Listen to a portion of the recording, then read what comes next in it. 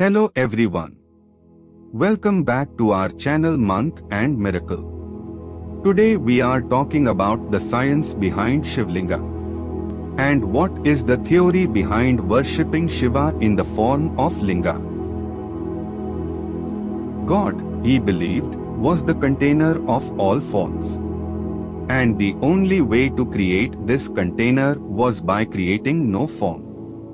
Or maybe God is beyond all forms, but a form is needed to access even this idea.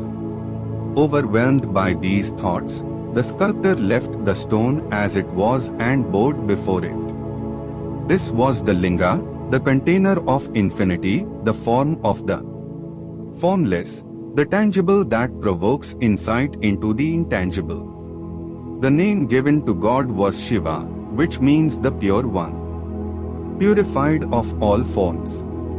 Shiva means that which is transcendent. Shiva means God who cannot be contained by space or time, God who needs no form. Shiva has been visualized as an icicle in a cave in Amarnath, Jammu as a natural rock formation rising up from the earth, as in Budha Kedar at Tehri, Uttarakhand or Lingaraja, Bhubaneswar, Orissa as a smooth oval stone from the river bed of Narmada, placed in a metal trough as in Kashi Vishwanath, Varanasi, or a sculpture of a smooth cylindrical freestanding pillar rising up from a leaf-shaped base as in Brihadeshwara, Tanjore or the Chandramaleshwara temple at Ankal, Karnataka. Only humans can conceptualize the idea of infinity. Only humans can communicate such an abstract idea using various forms such as words and symbols. This is because humans are blessed with imagination. It is the one thing that separates us humans from animals. Humans can imagine because we have a highly developed brain, the cerebrum, with an especially large frontal lobe. This anatomical difference separates us from the rest of nature. So much so that in Sankhya, the Indian school of metaphysics, humanity or Purusha is seen as being separate from nature or Prakriti.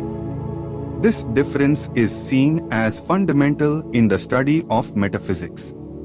Because humans can imagine, the notion of a reality beyond the senses, a reality beyond nature, has come into being. Without the cerebrum there would be no imagination and hence no notion of God. In nature, all things have form. Each of these forms is limited by space and time. To sustain these forms, one has to feed and one has to procreate. Eventually all forms are destroyed and replaced by new forms.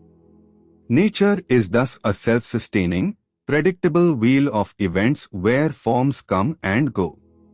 Only humans can imagine a world where all these rules are subverted, a world without forms, a world without limitations, a world without the need for action or the obligation to experience a reaction, a transcendental world beyond feeding and procreating, creating and destroying, a still world with no restlessness, only serenity, only bliss. In other words, humans can imagine a world beyond nature. This idea is contained in the Linga.